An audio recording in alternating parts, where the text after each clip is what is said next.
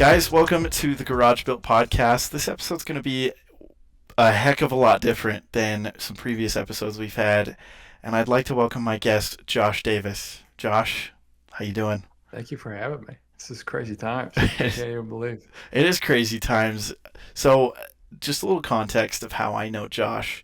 Josh and I both spent a lot of time, 2 years worth of time, in the Dominican Republic together.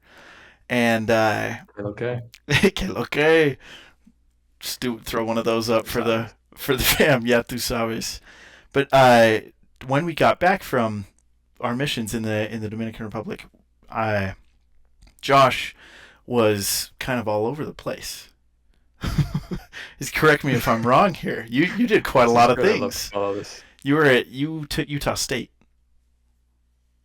Go Aggies. Yes, Utah State. Uh, all of our other mission friends went to BYU, and I ran alone to the north. Went to Utah State. Yeah, I studied broadcast journalism up there, minored in film studies, and film's an interesting industry for sure. So there's a lot of jumping around and bouncing around, and so you get some pretty fun experience through that. Yeah, So you yeah, I do. definitely don't have a traditional career arc. No, it's not, and the reason why I wanted Josh on the podcast today is you and some people you're closely associated with have ended up starting your own production company. Correct. Crane Movie Company.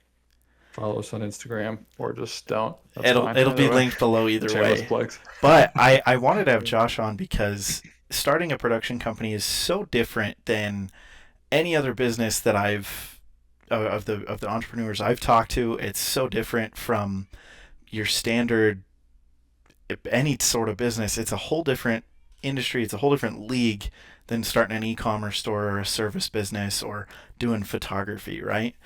And I hope that today I can learn a little bit about what it takes for you, Josh, to run this business with these guys you're running it with, and kind of see what it all looks like. So I did send Josh some questions beforehand that I was going to ask him, and I think we should just jump right into it. Is that cool? I love it. Take me through it. Okay, Where do you want to start? let's start with what on earth got you to this point? Because you were working for production companies beforehand, right? Like you were working for who? Where were you before you started Crane? Yeah, that's a good question. So right now with Crane Movie Company, that was definitely kind of the end of the track. Film is an interesting industry. It is essentially, I would argue it's the entrepreneurship industry because essentially every movie and every show is functions as its own LLC, its own company. And so like every time there's a new show, there's a new batch of W-9s, W-2s, and new batch of paperwork to fill out. I think I've given my passport number to, I mean, an incomprehensible number of strangers. The amount of I-9s that I've signed. I'm like, yeah, sure, let's do it. Here's my passport, and here's all the information you need to steal my identity. But so far, so good. Maybe it's just because they got to my bank account, they pulled a Yui. But but yeah, so it's a really up and down experience that way. And one of the cool things about it, I do think it is also very performance based and relationship based, right? So if you show up to a set and you go really hard and you prove your worth and you prove yourself, then people will like you and want to work with you. And even more than just how hard you work, it's about how well you mesh with the people on set and the people that you're working with. And so it's a really special industry that way as well. And that if you align with those creative and personal, like if you mesh in those creative and personal ways, you get to do the thing that you love with people that you love, and it becomes a really magical thing that way. So, like I said, I studied broadcast journalism. I minored in film studies. Journalism is essentially the hardest version of film. It's It's all like, okay, encompassing, it go and seems, right? capture. There's Yeah, so many it's routes you basically can take within journalism too. So it's not just like you go and write 100%. newspaper articles, you go and film sets for a news company. It's like infinite different endings. Yeah, no, and it provides a ton of good experience in the sense of like you have to go to a place, capture a story.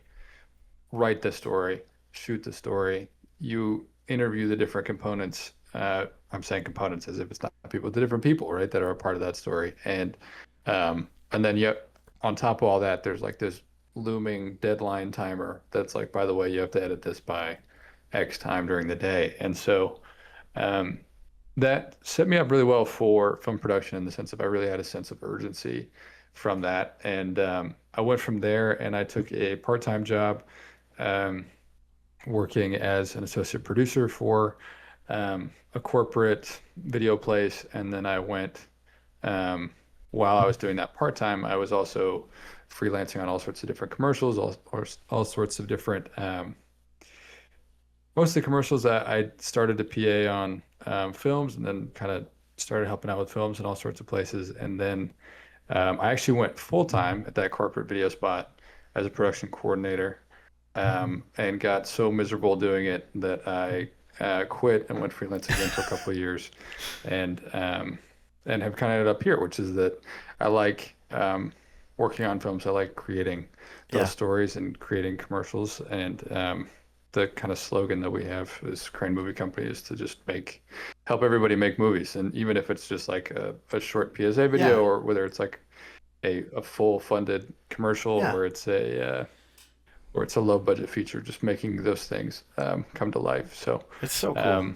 that's kind of the spark notes, but That yeah. hey, that's the best Spark Notes I've ever heard. And as I was kind of looking at the website last night, um, one of my favorite parts about it is you kind of have that brand ethos plugged in right there on every page. Like it's we help people create movies. You got your four kind of main points that you guys talk about that you guys have as a brand, and I think that's really cool.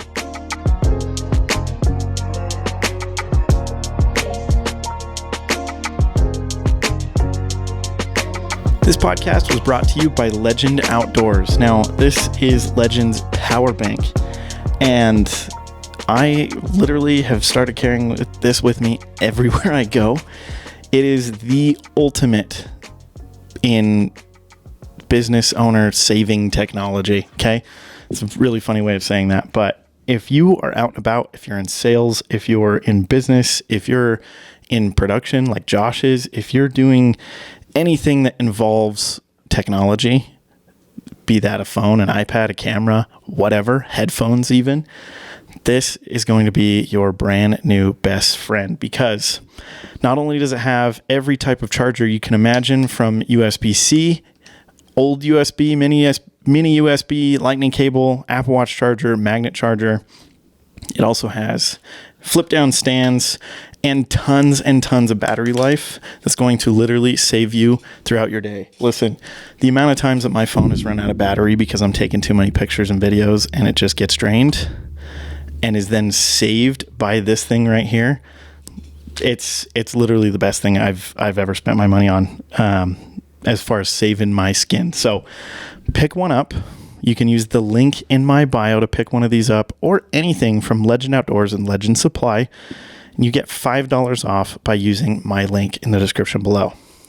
Beyond that, they are doing their biggest car giveaway ever. It's their 100th giveaway, so they know a thing or two about giving cars away.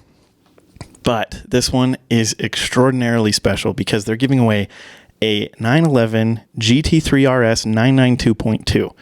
It is like the top spec of the top spec of the top spec as far as Porsches go, and they've done their little Legend Supply tweaks to it to make it even cooler. And you get $100,000 cash on top of it. It is literally the easiest deal you've ever made in your entire life, and you can get entered to win and get something you'll literally use every day by clicking the link in my bio. So please go check them out. It helps support the podcast directly, and genuinely, from the bottom of my heart, this is a really good product, and I am so stoked to have it. So check them out. Click the link in my bio. Back to the episode. And so your background, you're freelancing a ton, right? You're working for commercial production companies. You are getting experience as a production coordinator, production assistant, producer, associate producer. Talk me through, now moving to Crane and you're kind of doing it by yourself. I mean, with your crew, with your people that you're doing it with. When was the moment where Crane became the reality for you? Oh boy. It was definitely leaving that full-time corporate production coordinator position. I think it was interesting. They had a way different culture than I was used to, coming from having freelance and interacted with a bunch of different production companies. And so their the language they spoke and the way they approached production was really weird to me. How And it so? was, you know, just weird people being weird, oh or boy, just like the process was strange and it didn't make sense.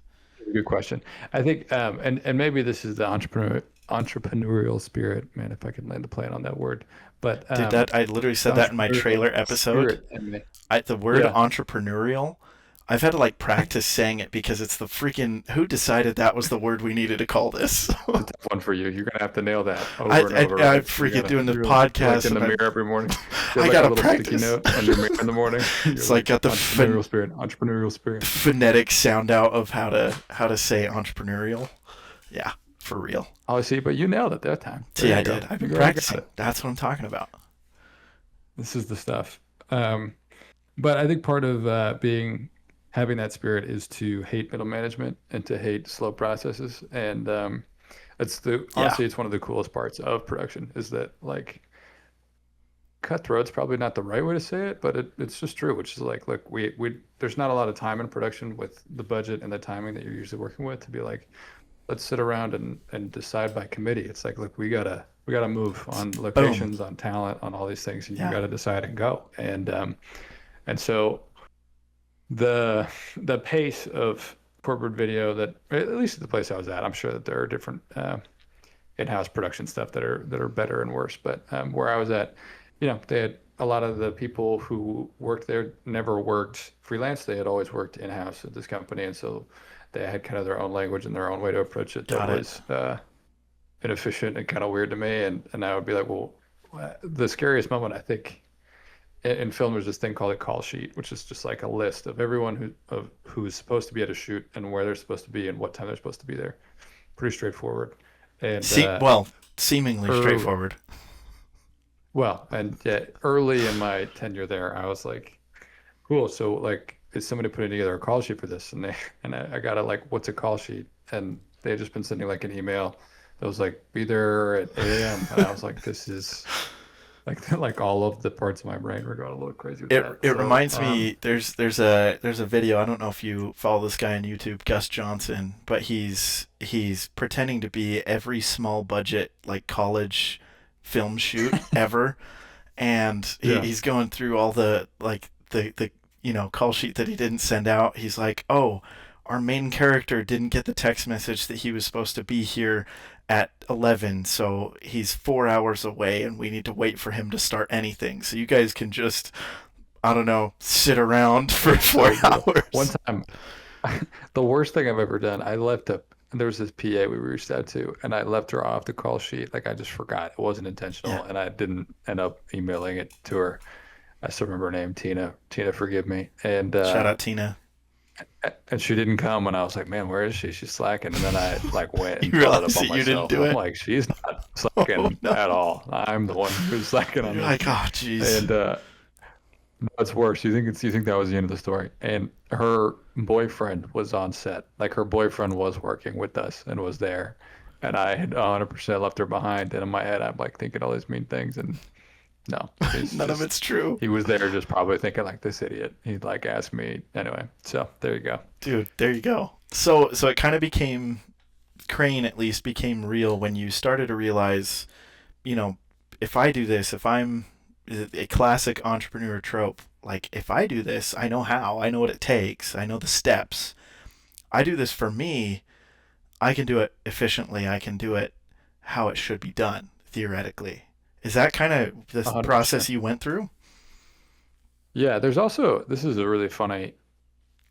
And there was this thing that I learned in film that I've been waiting for the industry to stop me and prove that it's not true in life, which is that everyone's pretending all the time. And like it's funny, you mentioned the Dominican Republic earlier. they use a term in the DR all the time, which is the charlatan. It's A charlatan in classic. English. We don't ever use it, but it's basically just like someone who just lies. You It's start just talking like out of they're their all butt, talk, dude. they're no game, Always. Yeah. 100%. And film is uniquely full of those people. There's like no, I don't think there's an industry that is more full of people pretending and being a charlatan than that.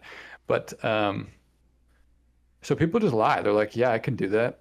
And then they just do their best. And then usually, again, it goes back to that personality thing and that, and like the work ethic thing where like if they do an okay job and everybody likes them, like they keep getting hired. And that's super true about producing, and it's true about just about every aspect of film. And the funny thing that I've learned, because part of another cool part of production is that you work with a lot of other industries. A lot of other industries come to you, and so you learn a lot about different spots. And I have yet to find an industry that is not full of pretenders in one way or another. There are people who earn it, but there are a lot of people in between who are just like, yeah, just kind of Yeah. making it up as they go. And so And I that definitely think, made me want to jump. oh, 100%. It makes you want to jump ship. And I think something interesting on that is, there's a difference I've noticed between being a charlatan, right? Being completely talking out of your butt and faking it till you make it. Because the fakers till they make it, like those people tend to like fix their mistakes very, very quickly and not do it again. But the people who are talking out of their butt make mistakes all over the place, and they just keep making them and keep making them, and it's like this is crazy. So I mean that's like the entrepreneurial. I screwed it up that time when I said it.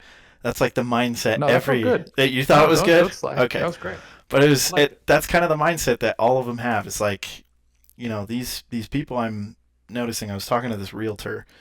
He's young. He's like 22 years old, and he's way better at social media than the old people are in his industry. And because he's better at social media, he's got more incoming clients. Like people are wanting to work with him because they think he's funny, The and presence, yeah, yeah. the presence is there. And all these people are like, oh, like you're kind of like you're fake. You don't really know the industry yet. You don't really know what you're doing. And he's like, no, I do. I pretended to not. I pretended to know for a long time, but now I've done it enough where I know. And yeah, I'm young. I'm just better at it than you at social media, and that's where people are right now. So it's like it's such a Yep. funny dichotomy there. That's very funny that you have also felt that. Now, with Well, and a lot of it is yeah, just doing it. So yeah, you just gotta get your boots dirty a little bit. 100%. um, It's definitely a dichotomy. yeah, no, 100% it is. So we talk about where it became real and where you're like, hey, I could do this. What did the early days of Crane or even just being kind of a solo run and gun, freelancer look like before it actually started to work for you? This is a really interesting question. My younger brother is graduating this year. He's a senior in college, and he told me once to my face, he's like, "Dude, if I was like looking at your career path, like terrifies me. It makes no sense to me." And because it really was like, it's just trust and just doing your best. Because the amount of time that I spent jumping from like freelance production to production, you don't often know what's next. And there's always comments about like, booking your next thing while you're on your current thing. And there's some of that going on. It's actually one of my weaknesses. I struggle with that because I'm like, I don't want to.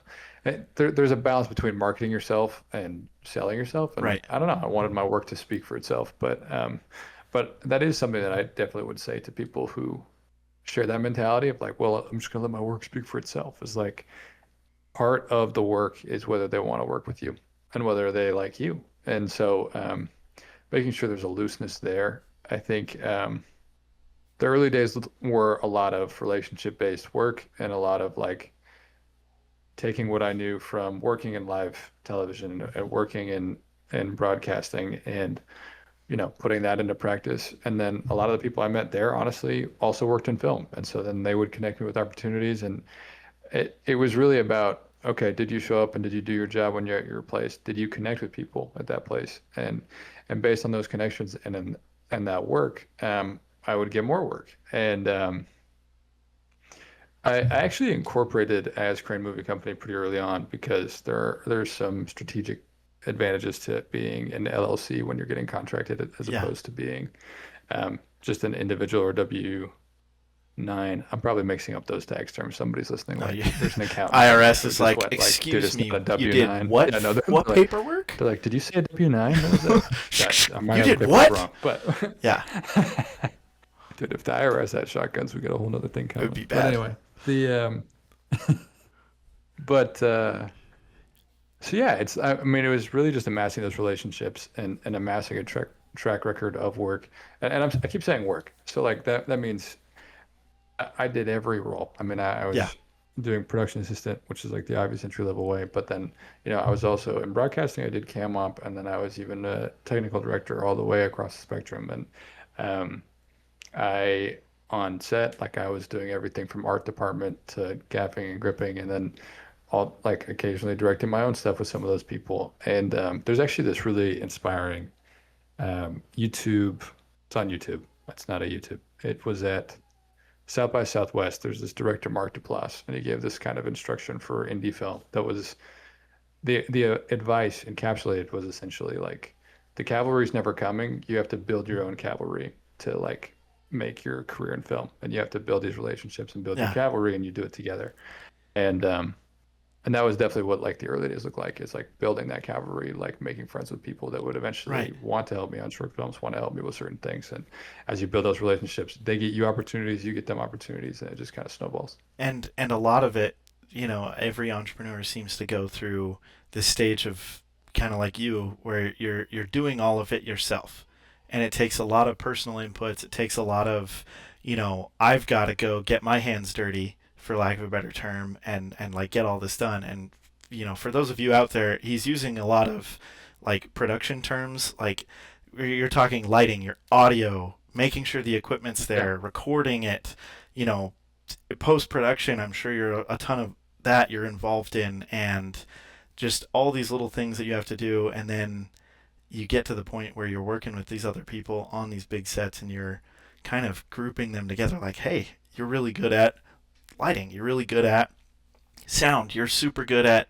the camera direction or whatever. And I think that's very cool that you're able to find your. I like how you put it. Find your cavalry and pull those people in and build that up. That's very Yeah. cool. Thanks for Um, the lingo call out, by the way. hey, Yeah, you're it's just kind of learning all the aspects of your industry, right? see And see and I I I I know was the able to lingo. do that. I know the lingo. I don't know if you guys know the lingo, but I know the lingo. There's some weird words in there. I apologize. Gaffer, it's a good one. Classic key grip, dude. Where are my key Some of grips them at? you can't tell. Is it a production term or is it a British insult? Like if some British guy was like, "You gaffer," I'd be like, You're "Yeah, like, okay." yeah, you're Like right. I think he's really mad at me. I Maybe I don't am know. a gaffer, dude. I don't know. No, I think it's good. Now with Crane or with your solo career, every entrepreneur that I've talked to, I'm sure you've noticed the same thing, especially in the industry you're in. There's moments where it seems like it's breaking, it's not bending. Like it's coming to an end. The walls are closing in. I don't know if I can make it through this. Have you had moments like that, and how have you gotten through those? Oh, absolutely. I mean, when you're jumping from you know project to project, whether it's movie to movie or commercial to commercial, whatever, there's gaps.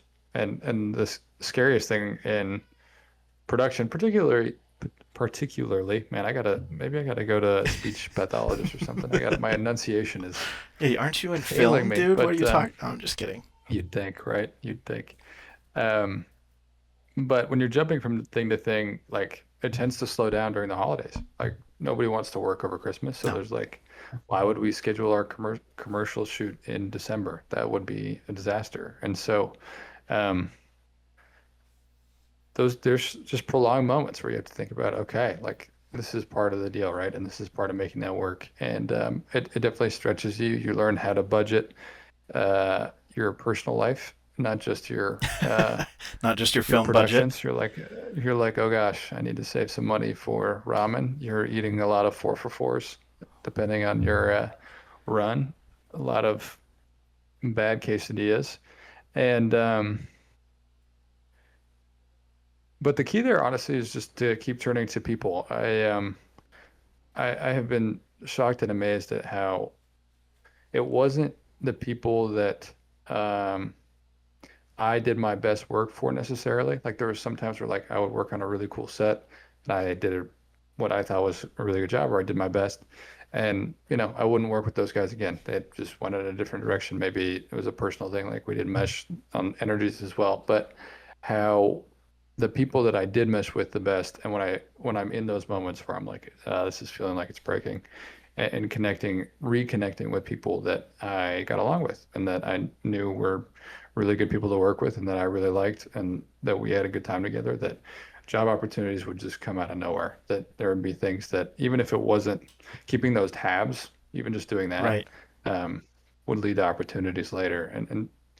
And maybe this is unique to film, and I think there's certainly a sense of uniqueness that way. But I'm sure that that's true about all careers, that and all entrepreneurial things is like building those relationships and finding ways to um, not just do it alone, but venture with others. I mean, with Crane Movie Company, I'm doing it with one of my buddies and best friends. His name's William Boltez, and like leaning on him for advice and leaning on him for stuff too. I mean, a lot of the things that we've done have also been his connections, where there's Yeah. people that he knows that need a video, or there's contests that he knows about, and so leaning on people in those times has definitely been the way To get past those to hard more success. Yeah. break moments. Yeah. No, it's so key. I was kind of a schmuck for a little bit, and when I was kind of going through a rough patch job wise too, I put in my, this is such a stupid thing to me to have done, but I realize that it's kind of true. I put in my LinkedIn bio, which is once again, I'm not necessarily a huge fan of LinkedIn. I don't know about you. I'm not a fan. Some weird people on It's the there. worst social media we It's got, it's unfortunately. so bad. But I put in my bio And life, Twitter exists, and by the Twitter way. Twitter is So also real, and LinkedIn still sucks worse. But I put on in my bio, life is about relationships, and I had, mind you, bunch of Indian people swiping up on me and like messaging me trying to connect, like, you're right, life is all about relationships. Here's my software as a service thing you should try out. And I'm like, okay, well, but I think you're right. Like, coming down to it, it is every entrepreneurship journey a lot of times is about those relationships. And you mentioned having a partner is huge, or if it's not like a partner, it's a mentor, someone you can lean on for advice, for yeah. decision making help. But more than that, having good relationships with people you work with clients, and just keeping tabs is so huge. I really like that. Um, who's the most important Think relationship, do you think? in my business specifically or Yeah, generally? yeah, yours. Generally, it could be a different answer, but I mean, I hinted at it for sure, but Will has been such a like strength for us. cool. He's way more technically savvy and very organized and detail oriented. I think it's funny. We're a good yin and yang in the sense of I think sometimes I have like this grand vision of like cool and often I'm like way down the road and Will is so good at seeing the first 10 steps and going, you're an idiot. Like five of these steps right in front of Rein us it are in super just a hard. Will you little please bit. will you do the first five steps before we do those? And holding me accountable that way. Um and I think that's a good summary too of like Yeah, obviously that's been the most important person in Crane, but for anybody who's looking for advice that way, I think Will is a doer and finding people who are doers who say, okay, cool, I see, even if they don't understand what that vision is, right? But they see part of your vision and they say, cool, I want to do that, but let's do it. I think sometimes I slack in being a doer because I'm just having so much fun being a vision guy, yep, but that having somebody who is like, cool, but do the steps, and having that accountability person that could honestly be in your home life too, right? That could be a spouse, that could be a parent, that could be a brother or sister, right? It could be any relationship, but just having somebody who's motivated to do, or at least helps you focus Yeah, from your big dream right into right. But like, what are the steps? How do you make that happen? dude, I love that, having someone that can kind of, someone or something that can help kind of ground you and make sure you're getting steps A through E done before you get to the F G H, IJK, all that other Yeah. grand Let alone vision. Z. Yeah, Yeah. let Can you alone, imagine? yeah, Yeah. yeah. Can you imagine? See,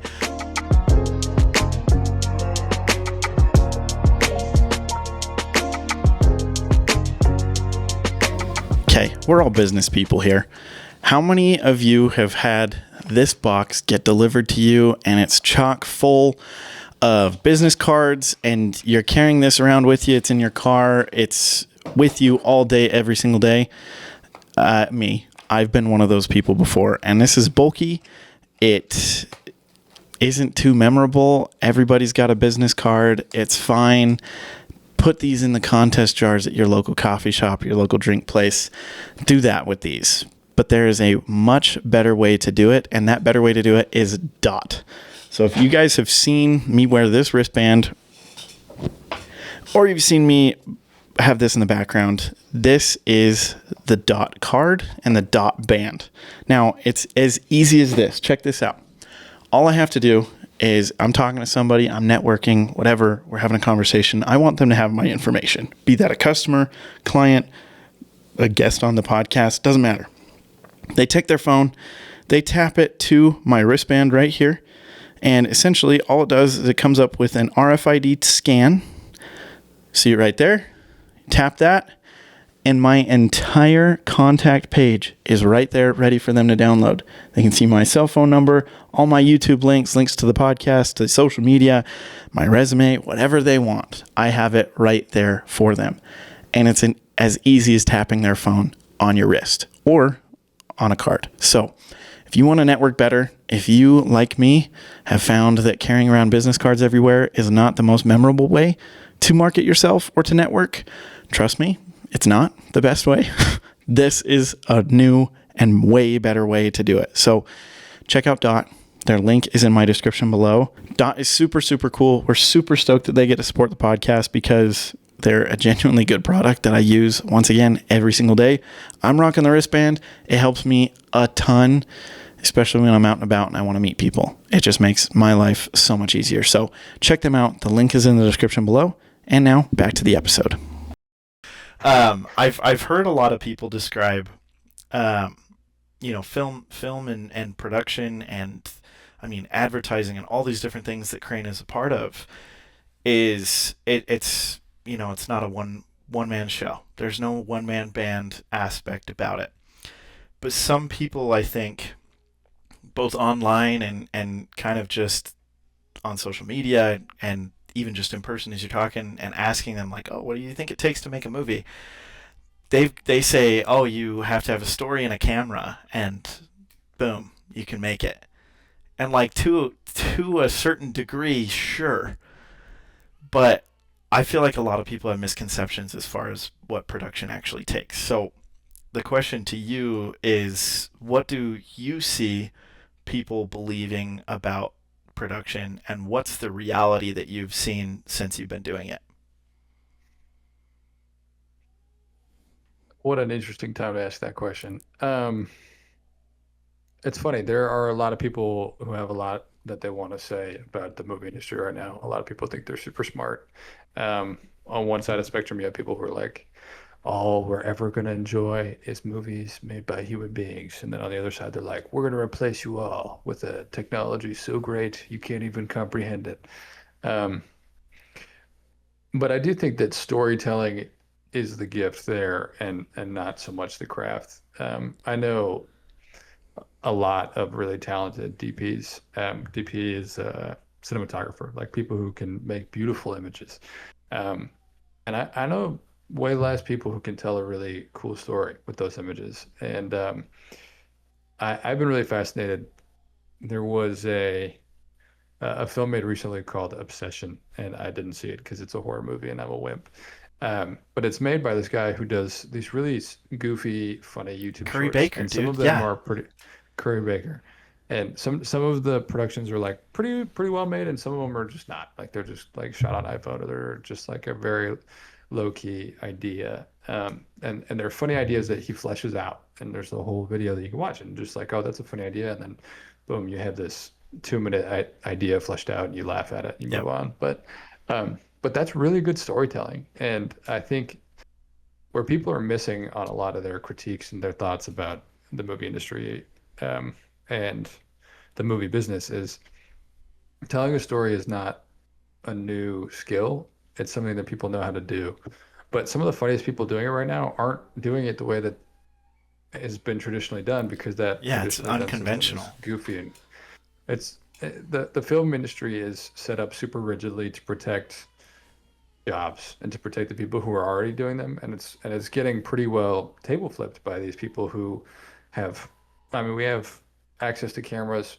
Their iPhone cameras are better than some of the cameras that were available as recently as like 10 years ago. They're better than those cameras, Yeah. right? And you just have it in your pocket. And Yep. so um, there's a bunch of guys that I follow on Instagram that I think are hilarious, and they do really funny sketches, and they have Yeah. really funny ideas, and those people used to like go to Hollywood and try to make it in Hollywood and make a sitcom, but now they make enough money just doing social media They content. They don't don't even have even to try have to, that. right? Yeah. Um, but the root of that is that I think a lot of people still want to, and the fact that Curry Baker made that movie and got into film via those other sketches, where I'm sure he's making enough money, and that he did a very good job. It doesn't surprise me, and I'm excited to see where it goes. I think that the flip side of that is like there are people who claim to be the geniuses, right? Where they're like, well, it's all in my head. I am Yeah. an auteur, and everyone has to get on my level. Yep. Um, I don't know a ton about Curry specifically and his Yeah. approach, but I know that he does have a collaborator, and Yeah. I'm sure that he had a bunch of input and say, and that they bounced that idea around forever. And I know that I'm a big believer in collaborative art, Yeah. and that working together with people, you're going to find really great stuff. And rarely is somebody going to one brain tell the funniest story or do the funniest thing. And that often, as you collaborate with people, you improve your product in this case, right? But the product is a movie. Yeah. So it doesn't just take a camera. It's not just the gear, but it is kind of the combo of the gear, the collaboration, and the storytelling that you can do. Like, um, Curry Baker's a great example of Obsession. I also am a wuss and hate horror movies. It's not my genre at all. I am wearing a Godzilla t-shirt. That's not horror. That's stupid. Doesn't count. No, it doesn't count. But like Zach Kreger from Whitest Kids You Know, from back in the day, YouTube Yep. videos I used to watch with my friends. They're super inappropriate. They're super funny, and like you got the guy from the video that's gallon of PCP, which is the stupidest video ever. It's so funny, but it's so dumb. And then he goes and makes like gets a little bit of backing, gets some money behind him, and is able to create like award-winning movies. But he's like this goofy comedy guy that used to shoot stuff on, a tripod and a 1080p at max camera with his friends. Like I think 100%. it does require the combo. It's not just about one thing or the other. That's really interesting. There's also, I would toss in, we've talked about now two different comedians, and I think that there is a shamelessness in comedy Yeah. that we've got away from a little bit in our modern storytelling. I think we've tried to get very like, no, he's an anti-hero. This is very contained and it's very cool. And we miss like, the actual heroes, and the people who are willing to be goofy, silly, right? And to kind of risk something in their Yeah. movies. And I think Curry and Zach Cregg are both like they're risky movies. Both the movies they made. I mean, I Yeah. guess Curry with just the one, right? But Yeah. but a lot of the Zach Cregger swings that he takes are They're pretty big intense. And swings, so dude. Yeah. yeah, and we miss that, I think, as an audience. And I don't think we need more subtle. I think we need a lot more of that risk taking. I love that. So with Crane, you are taking risks. You're in the beginning stages. You're developing this business. You've got partners. You've got a good, skill set from being in the industry. What are you focused on building with Crane right now? It's a really good question.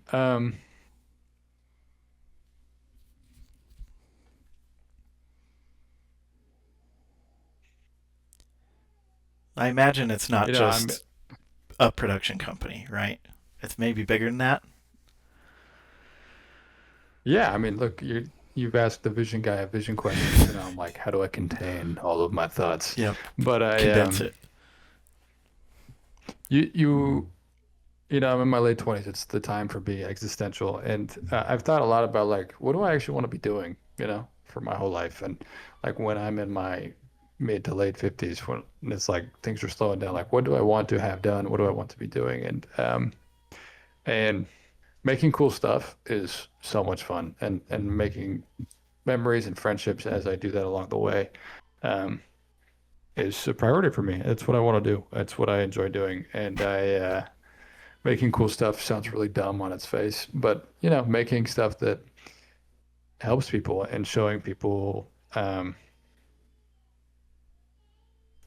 not just making funny videos with my brothers, but also making funny videos with my brothers, and um, hopefully using what I think will be one of the more important mediums. And now that we have so much access to so many things, I think video is only going to be more important, right? And the storytelling that we share with those videos is only going to be more important. So, with Crane Movie Company, I hope that we are making movies that people remember, that people enjoy, and that um, stories that people remember and stories that people enjoy. I So love that. That's that's what I that's am hoping to build. that's the best possible answer, I think. Um, Now to the business side of everything, and this is going to kind of start to round us out here. But for someone, despite the industry, despite the experience, but they're at day one and they're looking to start their own business to do their own thing. What's your number one advice of what do you do first? Yeah, this is any business, any context. Any context. Yep.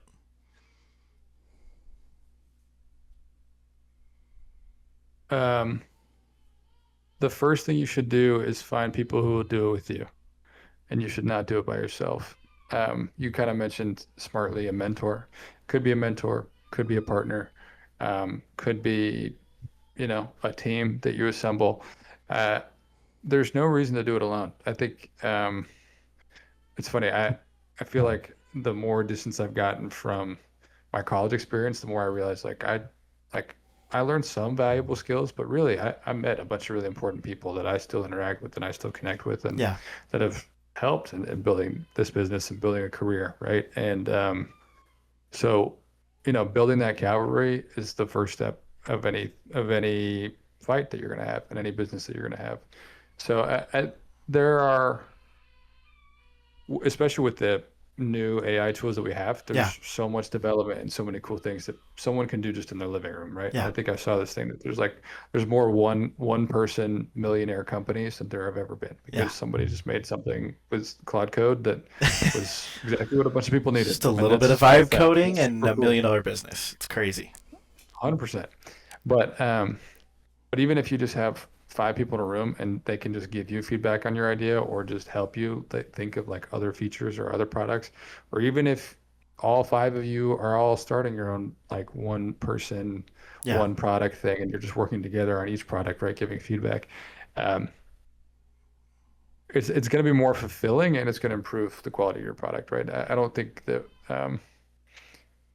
the point of life is to just do it. Yeah. Cool, man. I'm like rich and I'm so lonely. Like that's not fun at all, right? And so the step one I would say is to find your people, Yeah. find your cavalry, and to build that, and actively build that, right? Don't just be like, cool, we get along, okay, Right. and you were mean to me one time, and that's that. Like, maintain those relationships and build that. So that would be my number one piece of advice. It's a fantastic piece of advice. And, for those of you listening out there or watching us here, I mean, selfishly, I said this in my last episode, but selfishly, I love getting to do this because I do have friends that are building cool things. Like, I have kind of an overabundance of people that I know that are doing something cool. And so selfishly, I love reaching out and like talking to them again and like hearing more about what they're building. So it is a little selfish. You guys get that. It is a little selfish, but you're so right. Like you can bounce your ideas off people. I'm kind of in your school here where I feel like a lot of different people have a lot of different things that they're good at that I'm not. but I can learn from them. I can pull stuff from them and be like, I really like how this guy interacts with customers. I really like how this girl handles her, corporate dealings. Like it can be as little as that type of thing, but it is about people. Like it is not just crafting a product that works, but it's getting good people around you to make it even better. And I think you're 100% right. Not just in life, but like I mean, can you imagine hitting the home run, but then you get to turn to the team and be like, dude, we just hit a Like we home just run. hit a This is home run. awesome, right? Like I mean, Yeah, those payoffs are why you do it. they're You don't want way to better. you don't need to Zuckerberg your way through it, right? No, What's there's this? Is no a need. social network? Yeah, what Yeah. what are we friggin'? Yeah, you don't. Hey, Eduardo Savin somewhere in Thailand being like, bro, you have no you idea. guys And I'm have like, no yeah, dude, clue. I feel it. Yeah, exactly. No, you're very very right. Now, we're gonna to use your baseball analogy and continue that. We're gonna hit home base here. Um, so many different businesses start in their garage, and obviously the name of the podcast is Garage Built because these empires are built out of people's living rooms, like you mentioned, out of people's garages. For Crane and for Josh Davis, what did your garage look like when you started?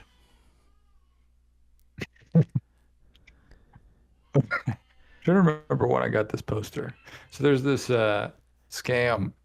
Part of like when you register your business with the government is there's like a public database that says this person registered their business and here is their address for their business. And so at the time I was in a basement apartment in Sugar House in Salt Lake City, and I got this piece of mail, and the piece of mail was like, hey, you are required to have these workers safety posters, and if you don't have them, then the government's going to come and take your money. Oh And I was no! like, dude, this letter is so formally written and the formatting is great.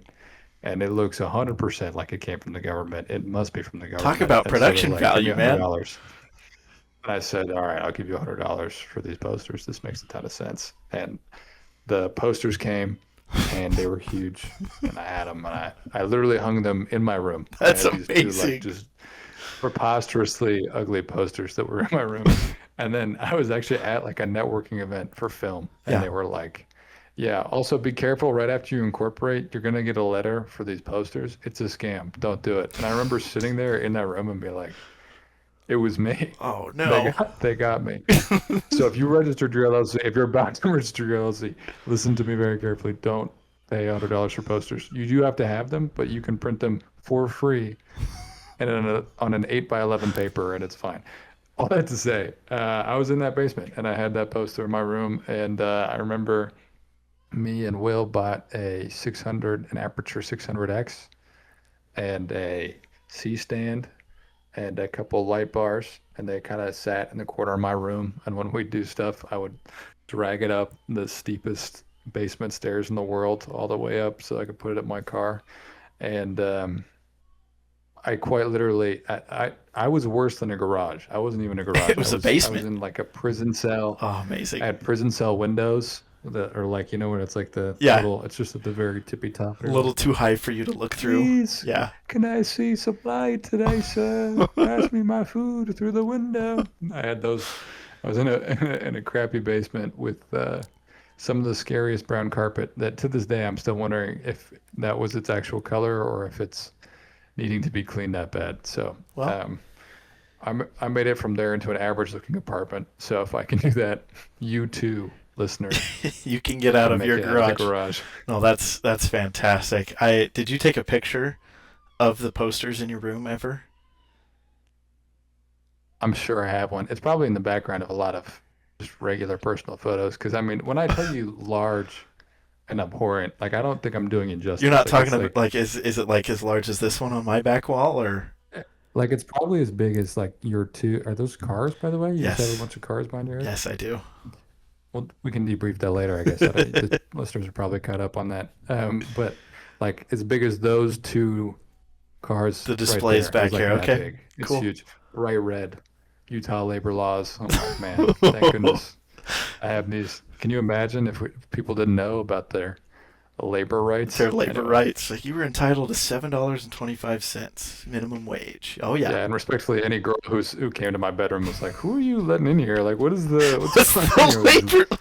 labor You rights?" sit her down and you're She's like, like, all "What?" right, before we watch a movie, before we do anything, I'm gonna need you to sign this W-9. Just and She's, she's like, "I wasn't here for this. I don't understand. Like, this is not." Anyway, yeah. Anyway, we're gonna give you commission on this. So if you do this 1099 form for me, just got Utah labor's all on my freaking butt, dude, and I just if you gotta. if you're a good, we give you a bonus. Anyway, That's so funny. Well, cool. Well, I've drawn a ton of cool insights about business from every conversation I have with Josh. For some perspective too, one of the funniest things I think I've ever seen you do is we're playing basketball in the MTC, and you rolled up with a T-shirt from I correct me if I'm wrong here. It was a Kendrick Lamar concert T-shirt, right? I wish I was that hardcore. It was definitely Chance the Rapper, Oh, it was Chance the with a Rapper. That's little who it more white was. boy, but still, yeah. But it was so funny, and I thought it was just the funniest thing ever to have that T-shirt brought with you. And I Surrounded by missionaries. I was just here with Chance the Rapper t-shirt. I also just had an In-N-Out shirt. In-N-Out shirt went hard though. Let's be real. I was 19 years old. All those Yep. 18-year-old Utah boys had no idea. They were like, "This California This kid is California trouble." kid's And crazy, they were dude. right, by the way. I was in He fact was crazy, trouble. and I was in fact trouble No, in so many ways. no, I'm a big Josh Davis fan. I've had dinner with Josh's family.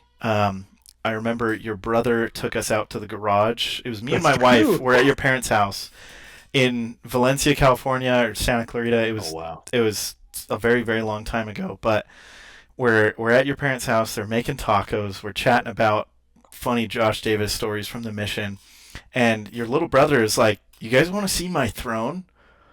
And my wife and I are like, Not a "What?" euphemism, Not to a be clear. euphemism. We're like, "What on earth does he mean? Do you want to see my throne?" But I, being me, am like, "Heck yeah, dude! Where's the throne?" Takes us out to the garage, and he has this.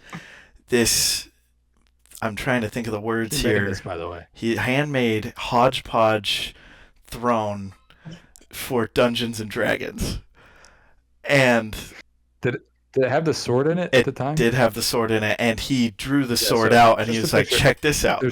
there's it's like for the listeners. I mean, obviously not a visual medium. So we got like it's like a red velvet chair Oh yeah, with wood that is painted gold, not well, just painted gold. it's And then painted. it's got like this little, it kind of taken some wood and drilled it into the side and this like little diagonal thing, and made a slit at the top of it where he can put his sword down the back. So there's like the top of his sword is like behind his head. It's pretty remarkable. I can't believe. I mean, he was like 16 at the time, Yeah, so respect. mad respect, and it was just the funniest thing. But all that to say, Josh is an Super normal thing to have in immensely a garage. super normal thing to have in a garage. His garage story when he makes a business is going to be way Yeah, different. he's like, dude, I had a I throne. had a He's like, throne I've with been a planning this sword, since day dude. one. No, but Josh is an He's got immensely some funny entrepreneurial person. spirit. Does he? What's he doing? I just wanted to say entrepreneurial spirit again. I'm not There you gonna go. lie. I There you just, go.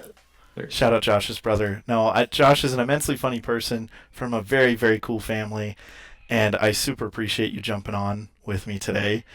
I've got two last things to do, and then we'll call it good and we'll let you get back to watching Summer League, okay? Number one, I want you to look dead into the camera and give a 1 minute commercial for Crane Movie Company. And then we'll go oh to number man, two in a 1 minute second. commercial. Do I have to make eye contact? You don't have to make eye contact. Um, you stare into Just your soul. Um, we love making movies. We love making good stuff, and you should let us make your movie. That's my 1 minute pitch. I'm gonna take, what is that, 10 I was seconds? about We yeah. love making stuff. We know how to do it. We do it good. We'll make your dreams come true. It'll be a breeze. You're gonna love William more than me, but you'll love us both, and that's what counts. So call us, Crane Movie Company, here to make your stuff. I love it. You can't get better than that. Elevator pitch, freaking nailed, dude. And now the last question. We are going to talk about some of this in just a second, but I am a car guy. I have been since I was little. The first professional pictures my mom ever got taken of me, I have a Hot Wheels in each hand. Okay? That being said, I ask every guest this and kind of surprise them with it. You make it big. Okay? You're balling. Money's not an object. all your needs are taken care of, your family's taken care of, you can do whatever you Yeah. want. I need you to give me your dream car. Oh man. I mean, there's three things. I have so many ideas bouncing around. Ideas guy. Honestly, this is gonna be so lame. This is the lamest answer. There's like I think it's the 2004 model. The 2004 Toyota Tacoma is just a beautiful car. I've Nice. wanted one so bad. It's impossible to buy. Nobody will ever sell you theirs. You want to know why? Because they love it so much. They will never give it to you. And they'll They're like, never yeah, I'm gonna die keep it either. until it dies. The only time they'll sell it is after it's at like 250,000 or 300,000 miles, and then they try to sell it to you for the price of like three cars combined. I cannot explain it, but literally, it's so beautiful. And I used to have a Honda Element. Yeah. Do you know what that car is? Oh, do I? No. Oh, yeah. It's hilarious and kind of disgusting. It was my first car. It passed down brother to brother. It was like, it survived 3 Davis teenage boys. It's a remarkable car. Anyway, it's essentially like, it's a box car, but the back seats come out. So it's really like, it's like basically this pickup truck with a roof. Cause like there's so much space in the back that when you take out those seats, Oh, they're yeah. like, you could put anything in there. And I've had a boring Honda Accord ever since. And I need a truck. I need a truck so bad. Like I just like it's so nice to have a truck and I used to have like a version of that with the Honda Element. And uh and genuinely I love the look of the old Toyota Tacomas. There's two. There's like a blue. I think I go with the blue. There's like this like weird looking blue color that you can't find very often. And I actually found one once. Maybe I can find the picture and send it to you. But it was gorgeous. And I am forever just trying to chase that. I think I'll see them on the freeway and I legit kind of get whimsical. You're I'm like, like, oh, oh, that's me, dude. That's I know. amazing. And that says something about me because I'm just like, I don't even want an Aston Martin. I just want this. Just, just want a Anyway, Tacoma. No, you're actually Tacoma number two as the no car. Yeah, way. of course, the other guy that wanted a Tacoma and told us that that was his dream car. He said a beefed out, like overlanding, $100,000 in upgrades Tacoma. A little different than an '04, but just like I literally want to get this to you so bad. a pristine like I'm gonna find '04 this picture for Tacoma, you. dude. I'm so excited. It's nice. But you're It's just 100% nice. right. A But pristine '04 Tacoma is like peak. It's very, very good. it's something special about it. It is. It is. Well, Josh, thank you so much for coming on. Super appreciate you. For some context here, just to end, there's a reason why we're doing this virtually. You're out on the East Coast right now, right? Yeah, Washington, D.C. DC. And what brought you out there? I just felt like I didn't have enough charlatans in my life in film, so I thought, what better place to go than to the East Coast? Let's go to the No, capital. but we're doing some production. We're doing some production work for a big government contract out here, so it's That's fun. It's so keeping us cool. busy. No, that's awesome. Well, very, very cool. Josh, I appreciate you coming on, like I said. Now, for those listening and watching, we're going to move to the analytical portion. I'm going to break down a couple of the key points I think Josh mentions, and we're going to kind of talk about that for a second, but here we go.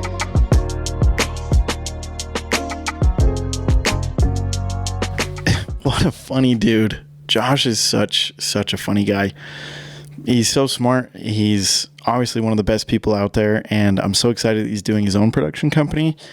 But beyond everything else, he's a supremely intelligent, supremely funny person. Comes from a very, very cool family, and yeah, super fun talking to him again. But there's a couple things I want to go through that can really define how Josh is building his business and why I think he's going to be successful as he continues to go forward. Obviously, if he's doing government contracts, he's doing all this other work for brands and companies and doing all these things, then it's already happening. And I mean, there's so much that we could talk about. But there's three things that I really want to break down from the conversation I had with Josh. And the first one is collaboration, because what Josh was saying, and he kept alluding back to this, he kept talking about it directly, was to not go at it alone. And I think that's really, really cool. And his tip to find partners, to find people that are willing to go through the process with you, people that are better at what you are, or better than you at something is a better way to say that, and bringing them on and having them collaborate with you and build something together, the product's always going to be better that way. That's kind of industry. It doesn't matter what industry you're in. It's agnostic to whatever industry you're a part of, because if you have people that know more than you at certain things, but you know more than them at certain things, that's just a well-rounded group right there, right? So I think of a quote from the guy that I work for at my day job, and he brought on a couple people that are way better than him at some things, but he's way better than them at other things, because it created this better, more well-rounded group, and the business is thriving because of that. So it's so important to be able to do that, and being the kind of charismatic, super kind, super nice, very funny person that Josh is, he naturally wants those people to be around him, and those people are interested in being around him, and it just all works out. So definitely, if you're starting a business, don't just rely on yourself. Don't just go at it alone. It makes no sense to. If you can find people that are willing to go about it with you and work with you on this, it's just going to be way better for you. So I love the collaboration effort. Even if you're running, a solo photography business, or you're a salesperson, you can kind of only go at it alone. That doesn't matter. Collaboration still is going to be key. And that can be through mentorship. That can be through, building out your team. That can be through recruiting, whatever. There's so many ways you can go about it. But I do love that Josh is focused on finding people that can help make him a more well-rounded business owner and build a business together. Very, very cool. Another one, and this is kind of the Crane Movie Company kind of ethos that I alluded to, and I'm actually gonna pop this up here because I think it's very, very helpful. Sorry, I'm gonna look this up again. It just came off. But Crane Movie Company has the first post on their Instagram. I'll put this, obviously a link to their Instagram. You can look at it. I'll put this on the screen as well. But they have 4 main key points. And their first one is story is supreme. I'm not going to talk about what each of these mean because it's up to them, but these are very, very good. So pay attention. Number 1, story is supreme. Number 2, make stuff you're proud of. Number 3, aim to entertain. Number 4, great film is collaborative. So with that ethos, obviously you can tell that that's what Josh believes in personally, but it's their brand message as well. I think that's super, super cool. And the one I want to talk about is, of all of those, is number 2, make stuff you're proud of. So obviously with, other businesses we're talking about, story maybe is part of it, but it's probably not the main focus. But doing something and making something that you're proud of is probably a very big focus for you. So I kind of want to just reemphasize that it's so important to be proud of what you're making.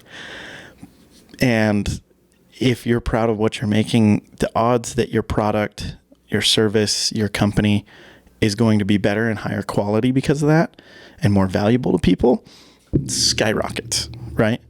And I think that's very, very cool. Make stuff you're proud of, stand by it, believe in it.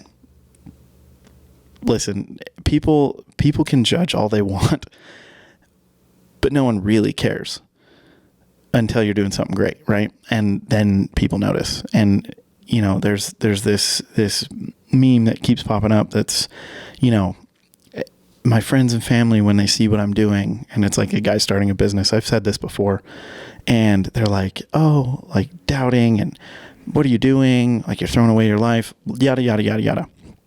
If you're making something you're proud of, you're tightening that gap, and you can prove it to those types of people, those haters. And you can say, hey, listen, I'm proud of what I'm making. Here's why. Here's the proof.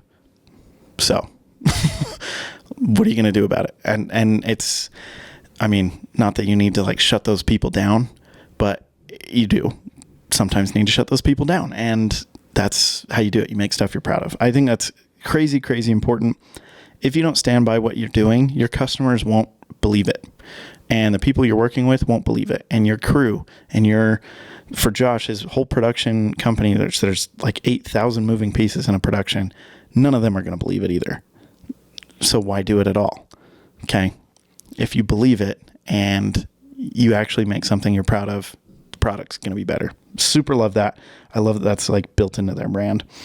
The last one is more of a customer relationship thing and a client relationship thing and a crew relationship thing. With a production company, like I just said, there's like 1,000 moving pieces, right?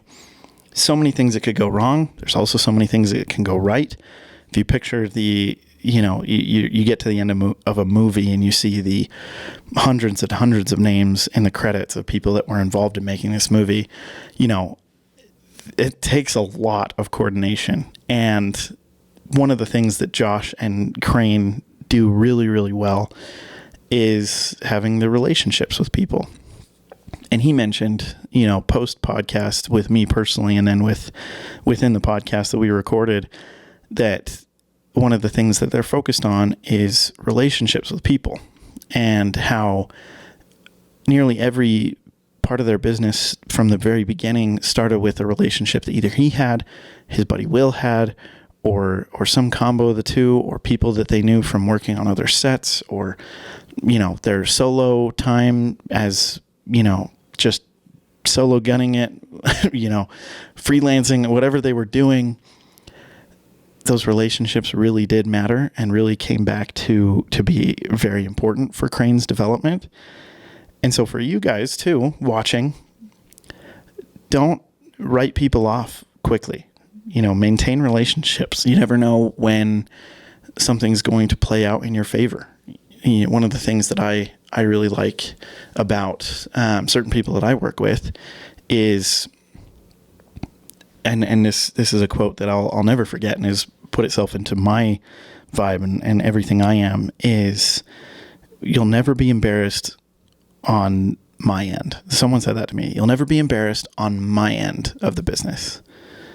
Meaning, when it comes to, it gets past my area of working with someone, for example, say I'm working with a client, I get the project finished, it's all done, and then, something happens, something breaks, something isn't working, a couple weeks, couple months down the road, my work will not be embarrassed by the follow-up that is done by him, for example.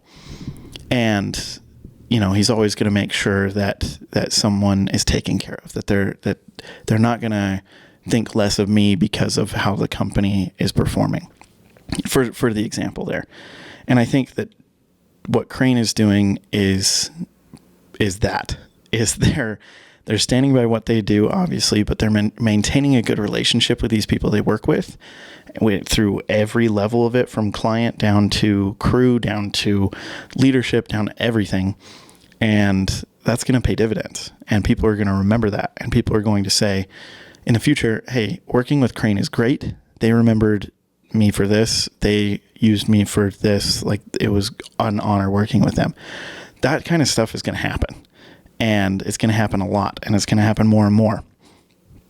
And I think all of us need to do better at that. And it just makes the whole business side of everything really work. And the relationships get maintained. We've had a couple examples of that in the past that we've had on here where, people keep working with you. They keep coming back. They keep saying, hey, I want to work with you again. Hey, I want to do this with you again. That's the goal. We love repeat customers. And it's, down to some serious business math here. It is, I think, I'm not going to say the numbers because I'll quote it wrong, but it's many, many, many times cheaper to maintain a customer than to go acquire a new one. I'll look up the math on that for next time, but it's way cheaper to keep a customer than to go get a new one. And part of that is, kind of the mathematical, kind of the business side of things. Like, you want to keep your customers happy because they'll come back and use you again. But beyond that, it makes you feel good about what you're doing. It makes your business, seem reputable, seem like a place that people can trust, people can work with, and not distrust, and not, think less of after they work with you. Massively important. So to finish up here, once again, just an honor talking to Josh. We'll probably have him and William on again sometime, post project and maybe post DC time, because I think what they're building is really, really cool, and I'm fascinated by it. I've told them that I'd love to come work with them on some of their shoots, some of their projects, and I think it'd be a riot. But super shout out to Josh and all the crew at Crane for what they're doing. I don't put it too far past them to see that logo in a theater eventually. See that Crane movie logo. It's on the thumbnail of this podcast. It'll be kind of everywhere in here. I don't put it past them to see that very soon in the future be popping up more and more. So, that's what I got for you guys. Super, super happy you stuck with me. Obviously we've had some technical difficulties with a podcast I recorded last week. Appreciate you guys watching the one where I'm talking about what I am doing here and why this is even happening. Thanks for watching this episode. This episode is a very fun one. First virtual episode too. But subscribe, follow this podcast if you will, and this would help us a ton. Give us a good rating on Spotify and on Apple Podcasts, because that pushes our podcast out to more people, and it helps us a ton. So if you could do that, that would be fantastic. Thank you so much. Thanks for watching. We will see you next time, where I've got even more good content for you with some amazing people. See you next time.